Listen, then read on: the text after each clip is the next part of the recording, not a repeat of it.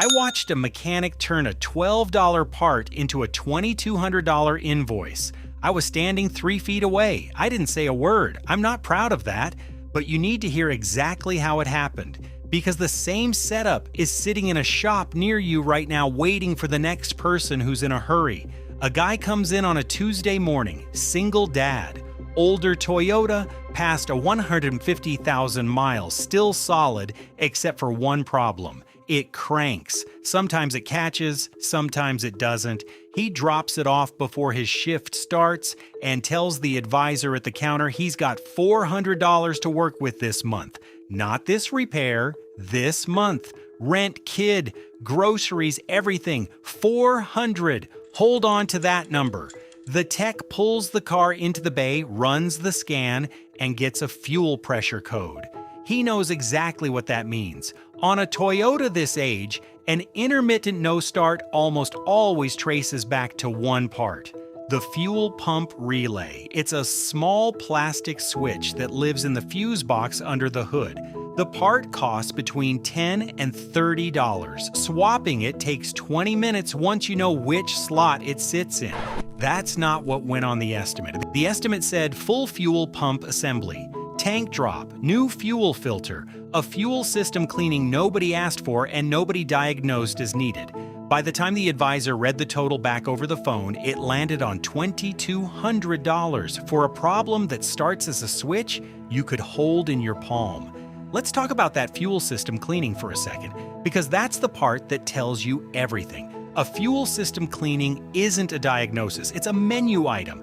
Every shop has one sitting on the board, priced somewhere between $100 and $200, and it gets pitched on nearly every visit regardless of what the car is doing. There was nothing in that scan, nothing in the symptoms that pointed to a dirty fuel system. It got added because it was easy to add, because most customers don't know enough to ask why a fuel line cleaning belongs on an invoice for a car that won't start. You want to know what happened to that relay? Nothing. Nobody tested it. There's a 2-minute check for exactly this situation. Pull the relay, swap it with an identical one borrowed from another circuit, see if the car starts. If it does, you've found your problem for the price of the part. That test never happened, because if it had, there's no tank drop, no new pump, no $2,200 signature to collect.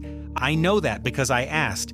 After he'd already said yes, he said yes because a car that won't start isn't a maintenance decision. It's a today problem. He had a shift to get to and a kid to pick up, and a shop knows a rushed customer is the easiest sale in the building. Here's the part most drivers never hear explained.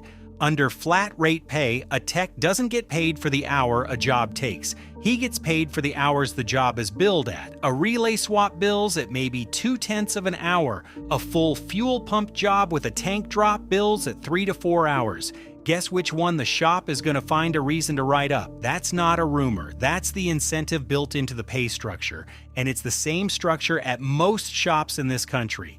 So he signed, he paid, he drove off in a car that ran, because of course it ran, you can't drop in a new pump and have it fail on day one. What he didn't know is he just paid $2,000 to solve a problem a $20 part would have fixed.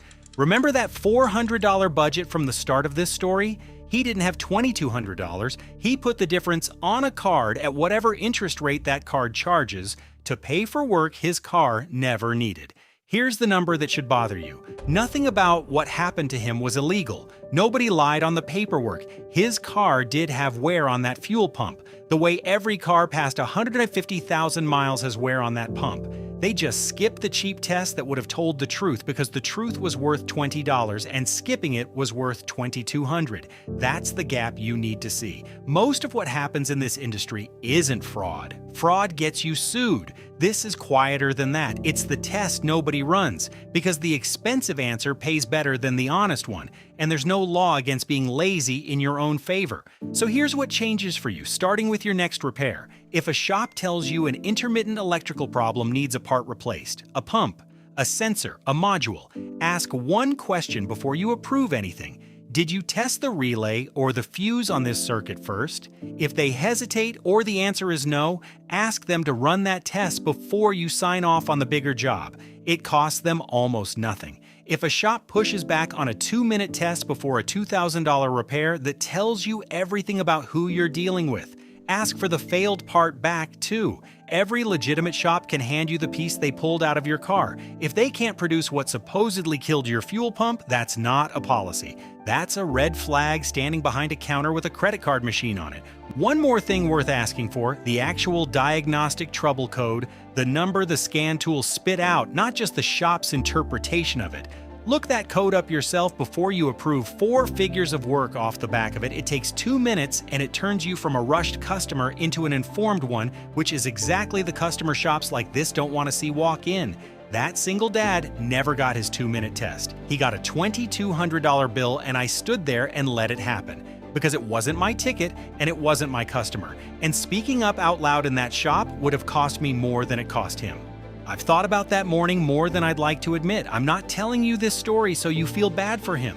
I'm telling you so you don't become him. Next time your car won't start right and somebody hands you an estimate with more than one line item on it, stop. Ask what they tested first. Ask what the cheapest possible cause is and whether they ruled it out before they quoted you the most expensive one. I watched a $12 part become a $2,200 bill. The only difference between that guy and you is whether you ask the question before you sign.